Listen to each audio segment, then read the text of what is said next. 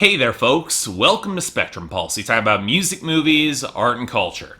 And today we're going to be talking about the newest album from AJ called The Maze. But first, let's flash back to the end of 2013. I'm a mostly fresh-faced music critic coming up on my 100th or so album review on YouTube, trying to ensure that I've covered everything I need to before the end of the year. And then, almost by accident, I find an album that's been languishing in my inbox for a couple of months, a hip-hop release by a guy called Cousin AJ, a relative unknown from Northern California who still managed to capture my attention for some impressively layered production and an ambitious narrative framework exploring the listless day in the life of a perpetual stoner. Now, if that seems like a bit of an oxymoron, it's because the album falls into a weird spot for me. Plenty of detail in creating the characters and world around him, but as a rapper, Cousin AJ could feel a little bit sloppy. The production was very lush and off-kilter, but it rarely developed any sort of momentum to drive the story. In other words, it did have many of the hallmarks of an indie hip-hop passion project. Lush and expansive with little to no pop appeal, but also self-indulgent and really quite overlong. Not quite coming together as strongly as it could have. And yet, say what you will about AJ, he dropped the cousin part of his name a couple years back, but he's the sort of artist I like to see in indie hip-hop. And thus, when he approached me with his newest album, I was definitely intrigued to see where he was gonna go next. So, steeling myself for yet another complicated listen, I dove into The Maze. What did I find? Well, this was indeed a very tricky record to analyze, but for very different reasons than Sonic Dopamine was. The Maze is a lot shorter for one, and on the first few listens, significantly more empty across the board, from production to bars to the themes themselves. That said, even if I do feel this album might be a shade weaker than Sonic Dopamine, it's no less fascinating. And I'm convinced that if AJ had a platform beyond SoundCloud or can get more critical attention beyond this review, he would probably win over a lot of people. I could see a lot of people liking this. So let's start off with the biggest reason why, the instrumentation and the production. Now, on the level of mood and atmosphere, this record does share some of the same qualities as his last album. Dreary and stoned, easily feeling twice as long as it actually is thanks to muted melodies and slow tempos. It's a very listless album, but while Sonic Dopamine was smothered in a thick, weed-choked atmosphere, The Maze is much more empty. The much heavier, louder bass drums and the sparse, skittering hi-hats echoing out over a void, where you pay more attention to the odd fragments spurting throughout it than any real melodic hook. Nearly everything is more ragged and windswept, from the plucky synths on Finesstional to the creaking trap percussion on You Got Bodieees to the crackles of glitch and static that splinter across the mix all over the album. You could definitely argue there's more of a road feel to this album, an empty look with fragments of soul and R&B samples that are chopped to ribbons and flutter against the muted synthesizers, like with the occasional mournful sax line like on But I Love Money More, the outro after the pretty damn great whistle and snap of the excellent Dear Sister, or even a collaboration with the R&B singer Cadence on Infatuated, which is another album highlight for me. Of course, this also means that the record can start to run together as a long, empty expanse, with the bass hits booming across and the too thin trap snare is barely able to support it. And you know, for a while I was kind of on board. You play this album on a lonely drive through an empty city at 2 in the morning and it fits pretty well, but overall the aesthetic can get a little bit tired and interchangeable. Not a lot of songs have real hooks that stand out, and it's not exactly helped by AJ himself, who remains a rapper who's got more ideas and solid execution. He's got wordplay and some cleverness. The message of the exploitative hip-hop genre and You've Got Bodieees is solid, if a little bit overdone. The conflicted relationship on Loveuhateu is well structured, even though I think it could do with only a single verse. It could have been expanded, and even though I don't have a lot of patience for hollow flexing, it's honestly well structured enough on Air and Finesstional that I can actually coast on it. And this record still has its issues with women that prevail from Sonic Dopamine. I like the idea behind Dear Sister and highlighting his own hypocrisy and how he treats girls and yet expects his sister to stay safe, but perhaps you don't want to call it out by saying you wished your sister was heavier and darker skinned so that she wouldn't get more attention. And that's not getting into But I Love Money More, or the painful meandering of the worst song here, Brain Freeze, which tries for a hookup and mentions not needing Febreze for the pussy smell. Dude, come on. But at the very least, the intentions do ring a little bit better when you consider this album as a whole. The thematic conceit of The Maze being navigated the complicated side of affairs when it comes to his modest hip-hop success, women, and drugs, including a half-sarcastic ode to cocaine on Booger Sugar, which might be the worst song title I've heard all year. But again, the arc of this album does show AJ confronting the realities and insecurities of his relationship, and by the time it hits the closer, even Eventide, he's confronted with the fact that he might not have all the answers and is forced to face more of himself. And that self-awareness is a big asset on this album, especially as he admits how little money CDs have made him and describes himself as a thousandaire. The stakes are a lot smaller, which helps make the album have that greater sense of intimacy that was a big asset to Sonic Dopamine as well, and making it more small and relatable. But then we have AJ himself, and while most of his bars connect, I find him a tough performer to really get behind. He occasionally does have some decent melodic flows, but on songs like Left Thigh, they feel painfully basic. That's before we get him contorting his voice into a nasal drone like the hook of Air, or Late to I-5 that sounds ugly as hell. And that's before we get to the auto-tune and the multi-tracking that smothers songs like Brain Freeze and Right Thigh and Eventide, which only detracts away from some interesting content. And look, I get it. In an era with Young Thug and Drake adding more crooning and vocal effects to their rapping, I can see why he's putting in these weird vocal ad-libs. He doesn't need these, and it only feels kind of goofy where the atmosphere is playing much more melancholic and serious. It kind of takes you out of the experience. But then again, that feels like an awkward decision too. As much as Drake's popularized the washed-out drone of mainstream hip-hop with Take Care that really has gone on way too long, I can make the argument that for some of these songs, AJ's content can match it in terms of self-reflection, especially when he's keenly aware of the negative stereotypes in hip-hop that he embodies, or how badly he's treating girls who just want to do drugs and screw around, especially when there is one girl who actually wants something more real. It's kind of similar to the arc that The Weeknd had on Beauty Behind the Madness. But even with that, Drake at least had a skill for melody and momentum and hooks that The Maze really doesn't have. As much as I might appreciate the glitchy, atmospheric production, it's got its moods. I also can't deny how listless, slow, and occasionally tedious this album can feel. Minimalist to the point where all the strengths and all the weaknesses of the content are highlighted all the more plainly. And for me,